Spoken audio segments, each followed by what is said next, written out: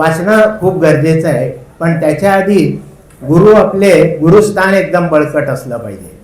गुरुस्थान बळकट असेल तर सद्गुरू आपलं भल्यासाठीच काम करणार आहे कायम. तुम्ही जेव्हा चिंतन कराल सद्गुरूंचं तेव्हा आपले गुरु तुमच्या कामासाठी हजर. एरवी पण नेहमी आपल्या भोवती असणार, असंख्य प्रतिमा आहेत त्यांच्या आपल्या भोवती असणार. तर नेमकं गुरु म्हणजे काय? तर पहिल्यांदा गुरु म्हटलं की शिक्षक, आपल्या शाळेमधला तो आठवतो. आता हे पूर्वीच्या काळामध्ये खूप आदर होता शिक्षकांबद्दल, आता का नाही? त्याला कारण आहेत. आपल्या नवीन पिढीचे आईवडील, त्यांच्यावरचे संस्कार आणि त्यांनी केलेले आपल्या मुलांवरचे संस्कार. तर यामध्ये खूप फरक पडत चाललाय पूर्वीच्या संस्कारांच्या मानाने. त्यामुळे मुलं ऐकत नाही, मुली ऐकत नाही. आईवडील सारखा मंदिरांमध्ये जाऊन धावा घेत असतात नवीन पिढीचे की काहीतरी करा स्वामी, काहीतरी करा. पण नुसतं एक दोनदा यायचं आणि मग फिरकायचंच नाही तिकडे, असं घडायला नको. तर गुरु शब्दाचा खरा अर्थ आहे की ज्ञानाचा आणि आत्मसाक्षात्काराचा मार्ग दाखवणारा मार्गदर्शक. साक्षात्कार ही फार लांबची गोष्ट आहे. आधी ज्ञान मिळवलं पाहिजे. आता ज्ञान म्हणजे काय? पुस्तकं वाचत सुटायचं का? तर पहिल्यांदा आपलं आचरणाचं ज्ञान, ते जर आपण प्रगत केलं तर हळूहळू आपल्याला आध्यात्मिक ज्ञान पण मिळायला सुरुवात होईल. आणि मग अतिटोकाचं म्हणजे आत्मसाक्षात्कार. हे फार पुढची गोष्ट आहे. मागच्या वेळेला सांगितलेलं आहे की आपलं सहस्रार चक्र, नंतर खाली आपलं चक्र गणपतीचं स्थान. तर या गोष्टी कशा घडतात, कुंडलिनी कशी जागृत होते, तो फार गहन विषय आहे. तर गुरु म्हणजे नुसतं ज्ञानाचा आणि आत्मसाक्षात्काराचा मार्ग दाखवणारा मार्गदर्शक नाही, तर मुंबरकर काकांकडे आल्यानंतर तुम्हाला सांगतील तुमचा गुरु जरा बळकट नाही आहे एवढा. तर तो गुरु हा आपल्या सूर्यमालेतील, तो ब्रह्मांडातील एक मोठा ग्रह आहे, 5व्या नंबरचा ग्रह आहे. आणि ग्रह म्हटलं की आपल्याला सर्वात भीती बसते. त्या ग्रहांचं संतुलन आपल्या आयुष्यात राखण्यासाठी आपल्याला कोणता मंत्र म्हणायचा असतो? नेहमी 9 ग्रहांचा कोणता मंत्र? नवार्णव मंत्र. सर्व ग्रहांचं आपण तिथे आठवण करतो, पूजन करतोय. नवार्णव मंत्र नियमित 108 वेळा म्हणायला शिकलं पाहिजे. तसंच प्राचीन काळापासून गुरूंना ईश्वर तुल्य असं मानलं गेलेलं आहे आणि आजही पालकांचा प्रयत्न असतो, पण मुलांच्या तोंडातून गुरूंविषयी शिव्या दिसतात. आता ज्या मुलांच्या तोंडातून शिव्या आहेत, आदर नाही, बिलकुल आदर नाही, तर ते पुढे काय होतील, काय करतील असा प्रश्न आहे. कालच माझ्याकडे एक गेस्ट आले होते. मला म्हटले आमची एक पुतणी आहे, ती CA झालेली आहे आणि ती म्हणते लग्न करायचं नाही. बरं, ते झालं तर त्यांनी मला व्हिडिओज दाखवले इंस्टाग्रामवर, असंख्य व्हिडिओ. किती वात्रटपणा. CA झालेली आहे, त्या इंस्टाग्रामवर व्हिडिओ, खूप रील्स करायचे. तर ही वाईट संस्कृती आहे. रील करणं आपलं काम नाही. स्वतःला काय तुम्ही प्रोजेक्ट करताय? काही गरज नाही स्वतःला प्रोजेक्ट करायची. तर हे पण आपण मुलांना शिकवलं पाहिजे. आणि त्याच्या आधी आपण ते रील्स बघणं थांबवलं पाहिजे. ते बघता क्षणी, त्यांचं टायटलच असतं, ते बघता क्षणी आपण खूप मोहात पडतो आणि आपण बघतोय म्हणून मुलांना कौतुक असतं. छोट्या छोट्या मुलांना, 4 वर्षाच्या मुलांना ते ऐकलं ना, ते म्युझिक वगैरे, की त्यांना कळतं आई रील बघते, बाबा रील बघतायत, तर ते लगेच मोहात पडतात. तर या गोष्टीपासून आपण पहिल्यांदा लांब राहिलं पाहिजे. गुरुकुलमध्ये पूर्वीच्या काळात गुरु शिष्य परंपरा होती, ही आपल्याला माहिती आहे पुस्तकांमधून. या परंपरेद्वारे ज्ञान आणि कौशल्य एका पिढीतून दुसऱ्या पिढीत हस्तांतरित केलं जायचं. तिथे कुल म्हणजे घर आणि गुरु असायचे आणि मुलगा किंवा मुलगी त्यांच्या सोबत राहणार कायम. आणि तिथे संस्कार जे घडायचे तर ते फार मोठे संस्कार होते. गुरुकुलात फक्त पुस्तकी ज्ञानार्जन न करता स्वतःचं चारित्र्य निर्मिती ती शिकवली जायची आणि जीवनातील व्यवहार कौशल्य कसं असलं पाहिजे याकडे सुद्धा लक्ष केंद्रित केलं जायचं. तर गुरुकुलचं खूप महत्त्व होतं. आता आहेत गुरुकुल, पण तेवढं त्यामध्ये घेतलं जात नाही. गुरुपौर्णिमा उत्सव आपण साजरा करतो दरवर्षी, मोठा उत्सव, सगळ्यात मोठा. आणि या दिवशी शिष्यांकडून गुरूंचा आदर केला जातो. शाळा कॉलेजेसमध्ये फूल दिलं जातं, पण ते नावाला फूल दिलं की मागे येऊन टिंगलटवाळ्या. तर हे जे आहे ना, हे आपण मुलांना शिकवलं पाहिजे. त्यांच्यामध्ये आत्मीयता निर्माण झाली पाहिजे. गुरूंविषयी नाही नुसतं, तर आपले शेजारी पाजारी आई वडील सगळ्यांविषयी तो आदर आणि आत्मीयता वाढवली पाहिजे. त्यांचे आशीर्वाद घेतले जातात. आजचे विद्यार्थी आणि शिक्षकांमध्ये हा आदर लुप्त होत चालला आहे.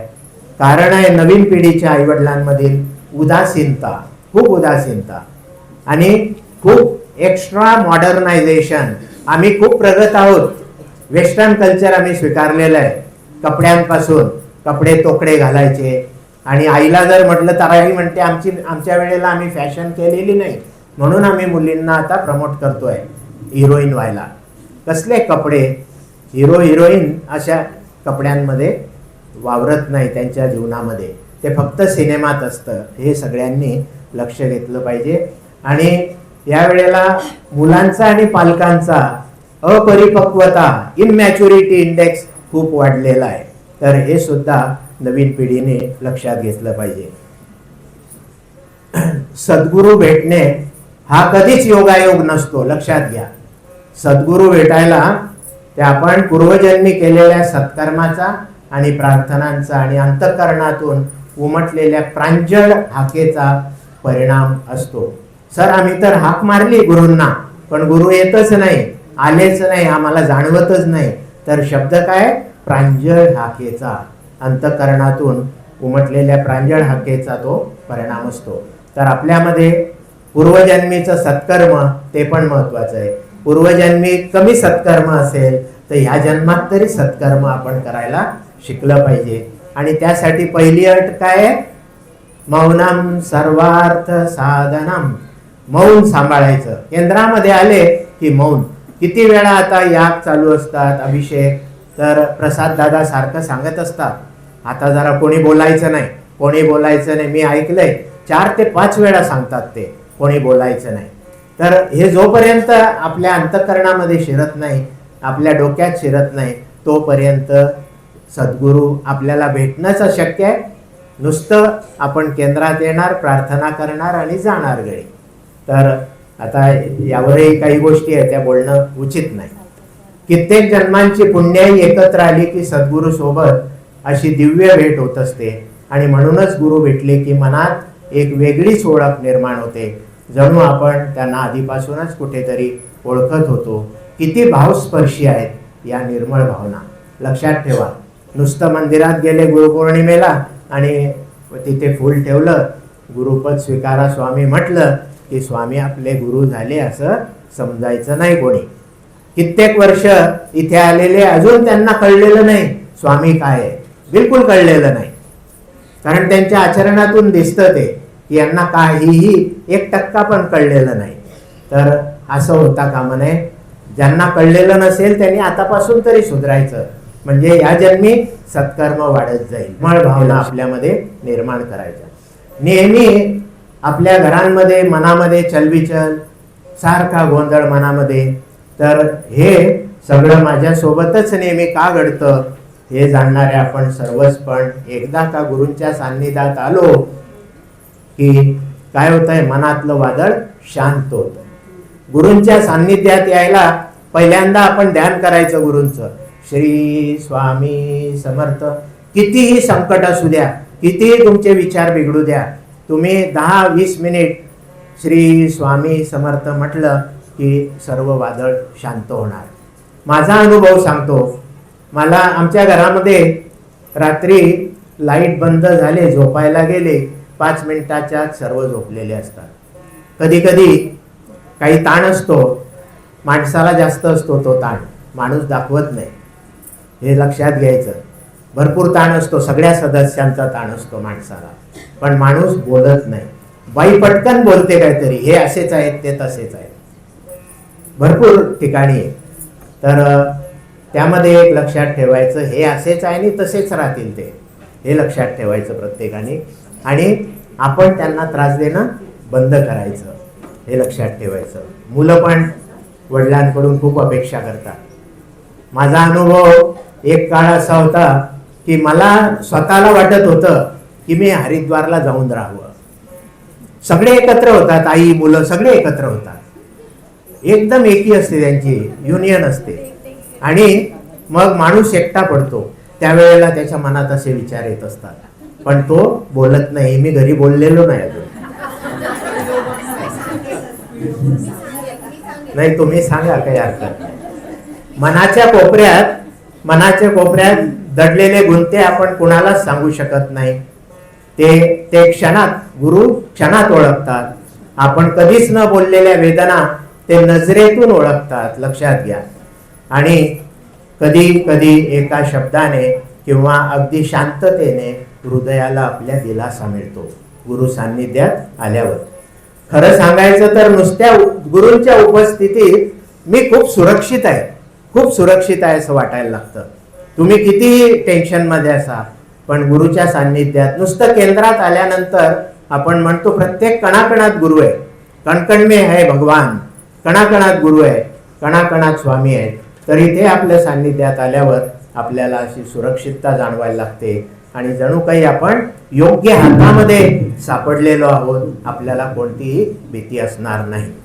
अनेक जण आयुष्यात खूप शोध घेतात पण सद्गुरू सापडत नाही. होतं का असं कधी? बहुधा तुम्हालाही हा प्रश्न पडलाच असेल, बहुतेकांना हा प्रश्न असतो. कारण गुरूंची भेट ही प्रयत्नाने नाही तर पात्रतेने मिळते. गुरूंची भेट घेण्यासाठी आपली पात्रता वाढवायची. पात्रता वाढवण्यासाठी काय काय केलं पाहिजे हे आपणच ठरवायचं. आपण काय काय चुका करतो त्या आपल्या कमी करायच्या. म्हणत नाही की सोडून द्यायच्या पूर्ण, कारण तुम्ही सोडणार नाही हे माहिती आहे आम्हाला. तर कमी कमी करत जायच्या हळूहळू. या आजच्या दिवशी 4 चुका कमी केल्या, 4 गोष्टी कमी करायच्या, पुढच्या आठवड्यात अजून 4 करायच्या. किती टोटल ते तुम्ही ठरवायचं. तर आपली पात्रता आहे एखाद्या जन्माची नसते, ती अनेक जन्मांच्या जपातून, आवडीने केलेल्या भक्तीतून तयार होते. म्हणून ह्या जन्मात हा एवढा मोठा जन्म मिळालेला आहे आपल्याला, त्याचं चांगलं करून घ्यायचं आहे आपल्याला. त्यातून आपण भक्ती, निथळ भक्ती करता येईल याचा विचार करायचा. गुरु मिळणे म्हणजे काय तर भाग्य आहे आपलं भाग्य आहे. गुरु मिळाले, कृपा आहे गुरूंची आणि पुण्याई आहे आपल्या वाडवडिलांची.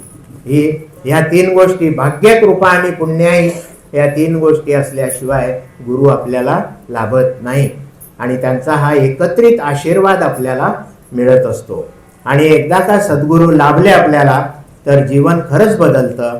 रस्ता पूर्वीचाच असतो, रस्ता जुनाच असतो, पण चालायची शक्ती गुरूंनी आपल्याला दिलेली असते.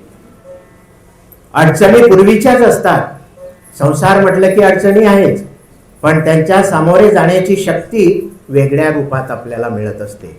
म्हणून आपण आपली शक्ती, गुरूंकडून शक्ती मिळवायची, आपल्या ताकद वाढवायची, आपलं आचरण सुधारवायचं. त्या वेगळ्या रूपामध्ये शक्ती कशी आपल्याला मिळेल याचा विचार करायचा, की आपल्याला आपल्या अडचणी समोर फेस करता येतील. आणि जे काही होईल, माझे गुरु माझ्या सोबत आहेत हे मात्र आपण मनाशी घट्ट करून ठेवतो. खरं तर गुरु भेटतात तेव्हा कळतं की नियतीने आपल्याला योग्य ठिकाण शोधून दिलंय आणि देवाने आपल्या जीवनात सत्कार्य करण्यासाठी सद्गुरूंचा हात आपल्यावर ठेवलेला आहे. लक्षात घ्या किती महत्वाचं आहे. देव आपल्यातच आहे असं गुरु सांगतायत. देव आपल्यातच आहे. आणि स्वामी म्हणतात शिर म्हणजे डोकं, शिर झुकवून या पाहे. शिर झुकवून या पाहे म्हणजे खाली मान करून, त्यांना नमस्कार करून, मुजरा करून तुम्ही प्रार्थना करायची, की तेव्हा तुम्हाला लक्षात येईल की देव आपल्यातच आहे. ही सद्गुरूंची शिकवण आहे.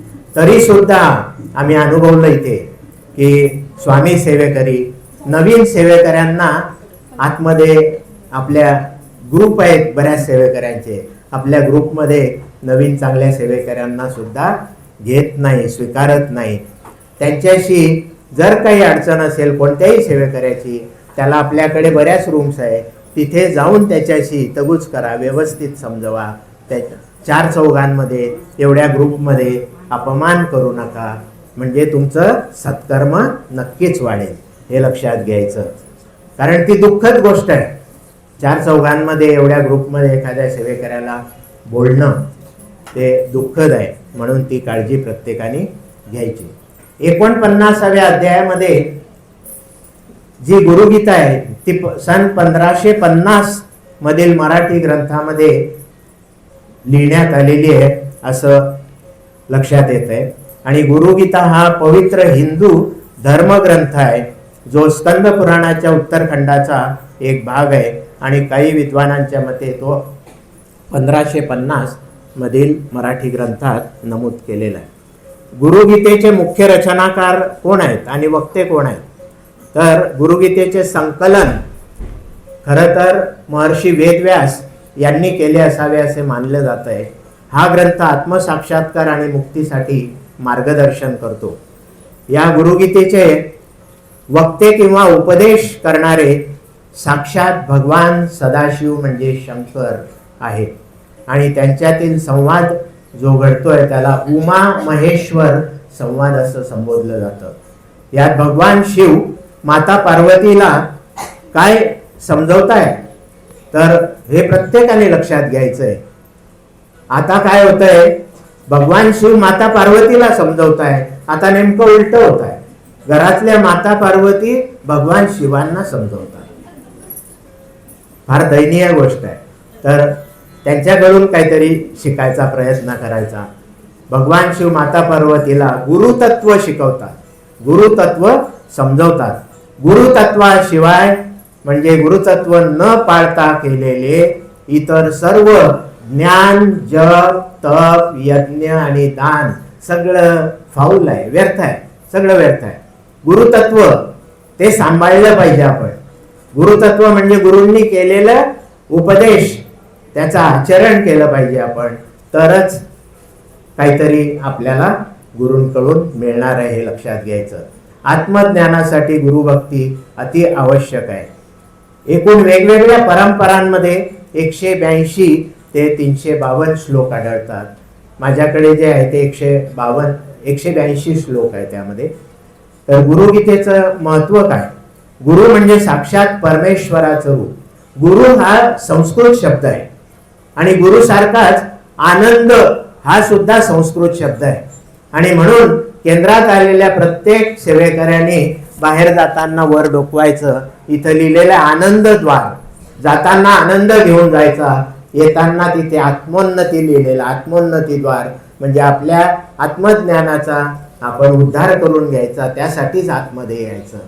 आत्मज्ञान किंवा आत्मसाक्षात्कार घडवून येण्यासाठी आत यायचंय आणि जाताना आनंद घेऊन जायचंय. ही भेट आहे, मोठी भेट आहे. आनंद हे परमोच्च कोटीचं असं गिफ्ट आहे आपल्या सद्गुरूंकडून. ते आपल्याला घेण्यासाठी आपले आचरण सुधारलं पाहिजे. गुरु म्हणजे विशिष्ट ज्ञान देणारा मार्गदर्शक किंवा तज्ञ. गुरूंना 4 गटात विभागलं जातं. विद्वान गुरु किंवा ज्ञानी गुरु, योगी गुरु, तांत्रिक गुरु आणि ब्राह्मणनिष्ठ गुरु. तर ज्ञानी गुरु हा उत्तम गुरु हे लक्षात घ्यायचं. गुरूंच्या माध्यमातूनच जीवाला ज्ञान, प्रेम आणि मोक्षाचा मार्ग मिळतो. इथे मोक्ष शब्दामध्ये खूप गैरसमजुती आहे सेवेकऱ्यांमध्ये. मोक्ष म्हणजे वरचं तिकीट मिळालं असं समजलं जातं. तसं नाही, नंतर सांगतो तुम्हाला मोक्ष म्हणजे काय. शिवजी म्हणतात गुरुतत्वापेक्षा श्रेष्ठ या जगात काहीच नाही. गुरुतत्व ते तुम्ही सांभाळलं पाहिजे आणि ते आपल्या 49व्या अध्यायामध्ये नमूद केलेलं आहे.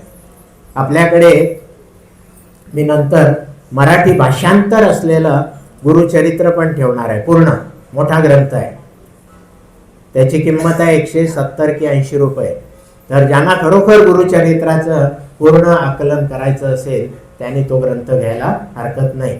म्हणजे पुढच्या वर्षी येताना गुरुचरित्र वाचताना, तेव्हा गुरुचरित्र आपण ओव्या वाचतोय त्याच्याबरोबर मागच्या बाजूने तुमच्या सगळ्या अर्थाच्या लाईन्स चाललेल्या असतील, तुम्हाला अर्थ कळलेला आहे. आणि कोणतीही गोष्ट अध्यात्मामध्ये वाचताना त्याचा अध्यात्म मागच्या बाजूने चाललेलं पाहिजे. संस्कृत असेल त्याचा अर्थ मागच्या बाजूने चाललेला असला पाहिजे. तुम्ही टी व्हीवर बघत असाल शब्द चाललेले असतात, तसंच शब्द आपल्या मागून जात असलेले पाहिजे.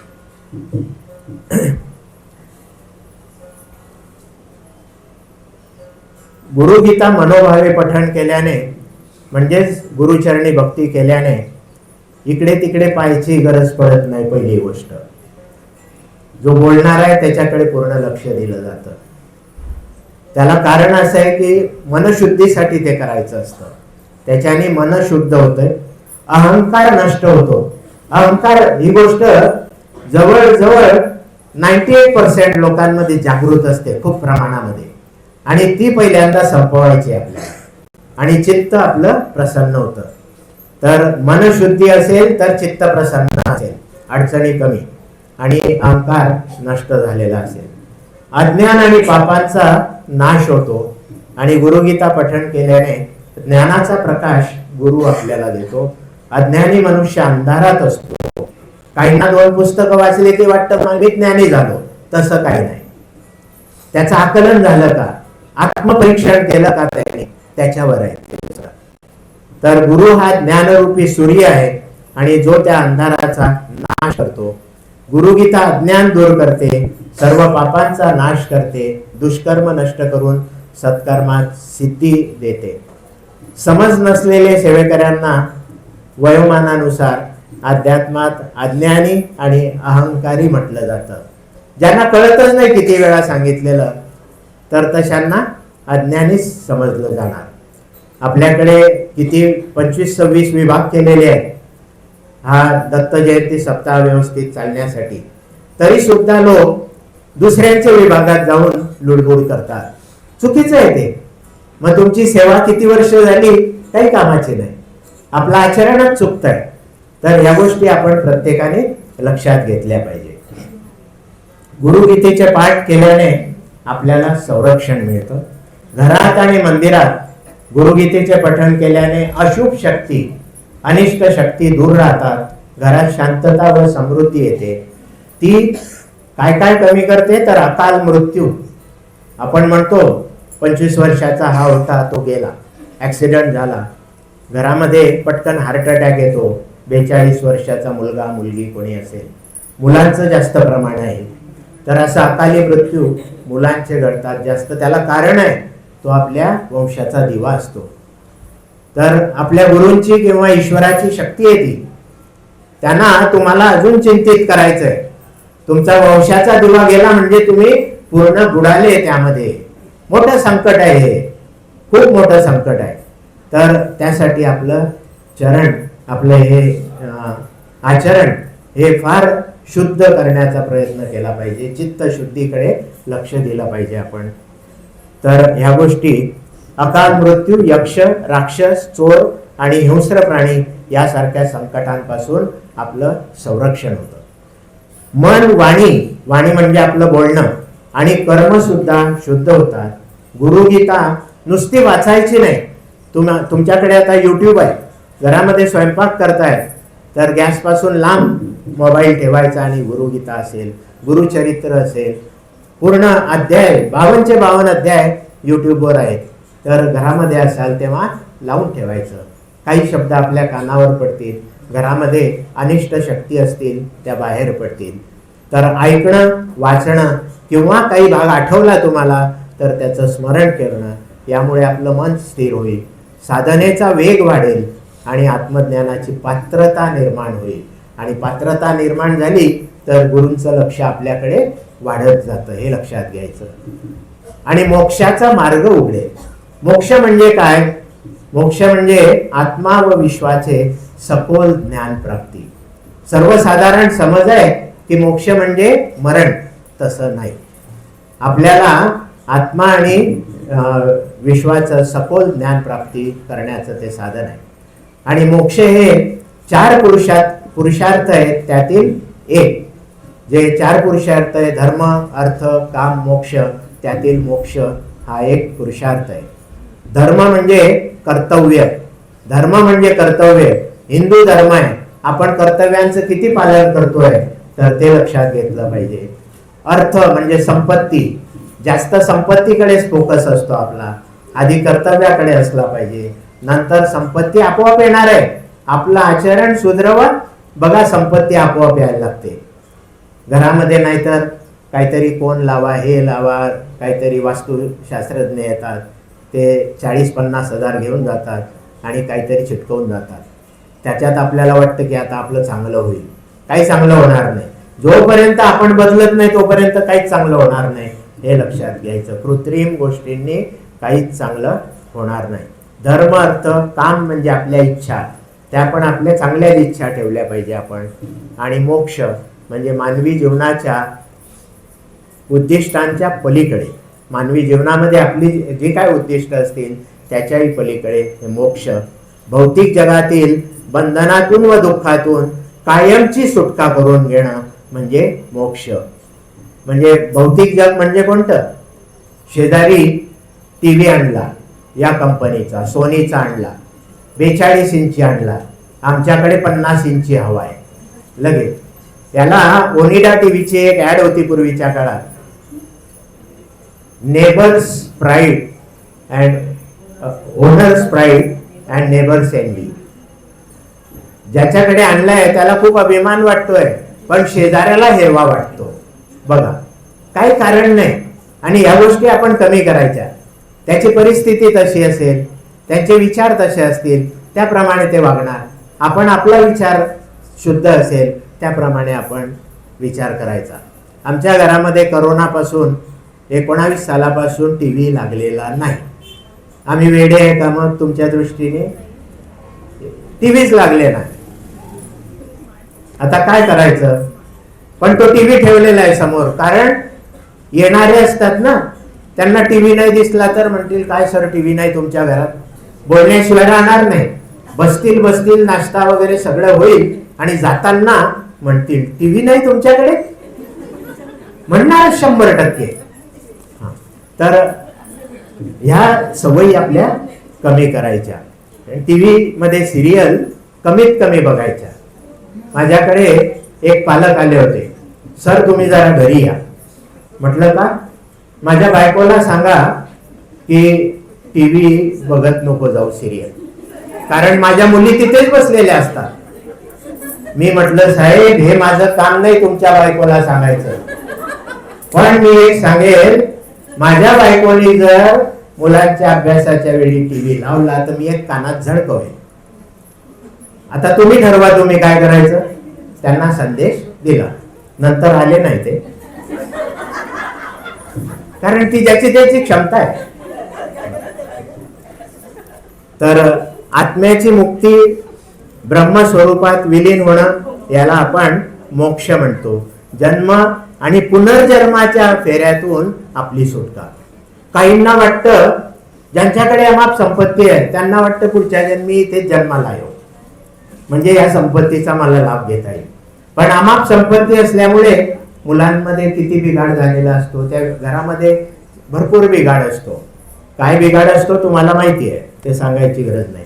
त्यामुळे पुनर्जन्मची वाट पाहायची नाही. आपल्याला हा जन्म मिळाला, पुनर्जन्म आपल्या स्वामीच आपल्याला सेवा देतील कुठली तरी, ती सेवा करायची. पुढच्या जन्मात गाईचा जन्म आला, अतिउत्तम, अतिउत्तम. म्हणजे तुमची सेवा खूप पोचली,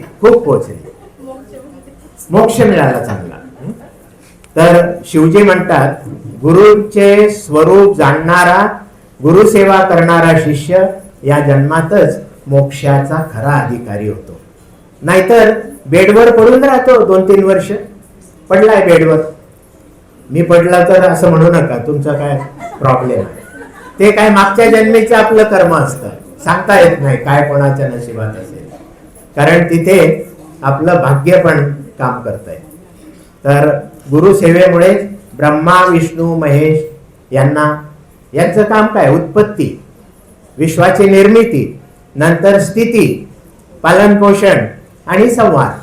एकदम सोपा मंत्र आहे. ब्रह्मा विष्णू महेश. निर्मिती करायची, पालन पोषण करायचं खूप चांगल्या पद्धतीने आणि परत संपवून टाकायचं.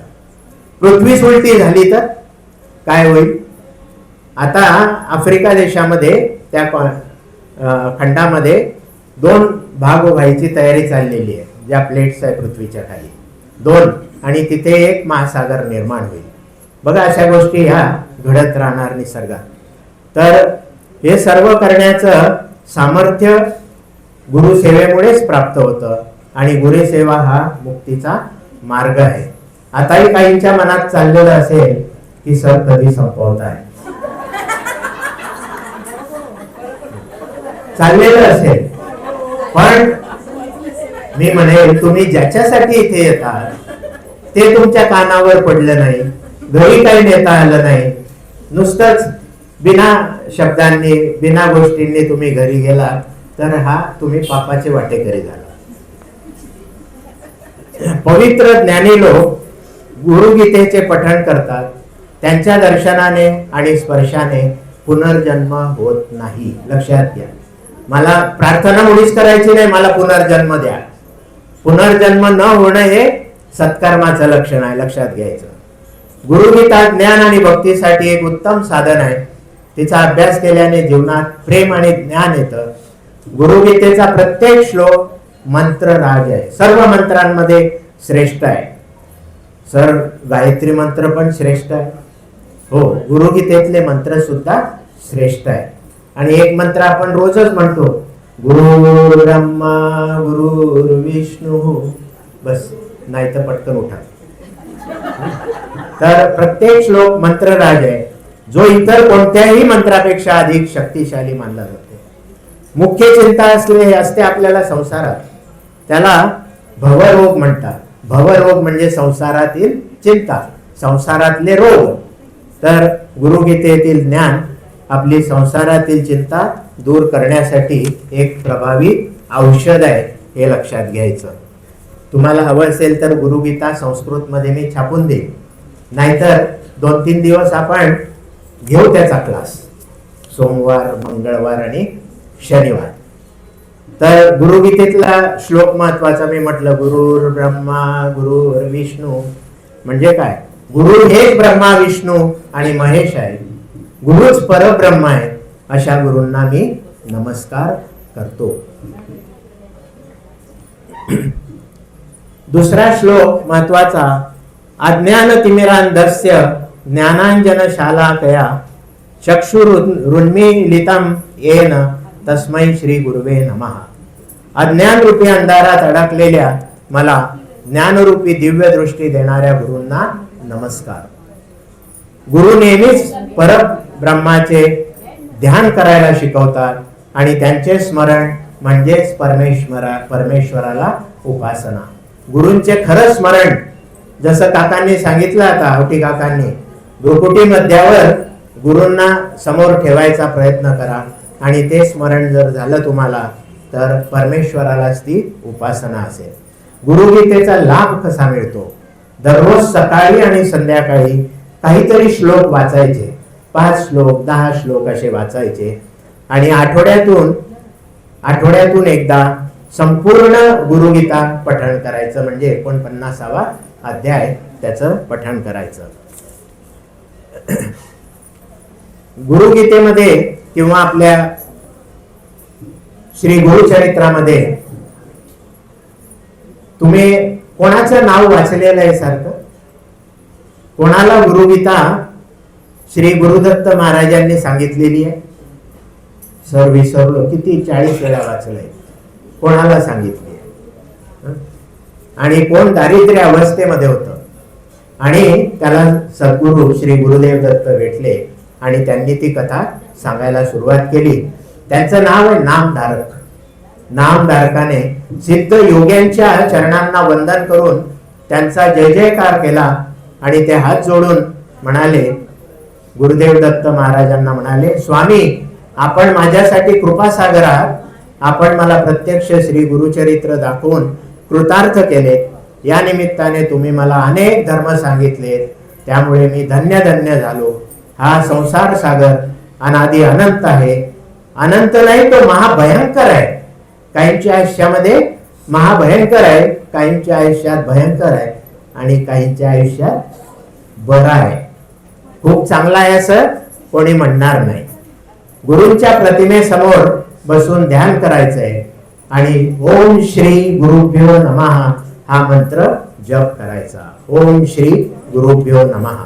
यामुळे आपल्याला मनशांती मिळेल, आत्मविश्वास, आध्यात्मिक प्रगती, गुरुकृपा, ग्रहबाधा शांती आणि घरात सौख्य व समाधान याचे पण अनुभव येतील.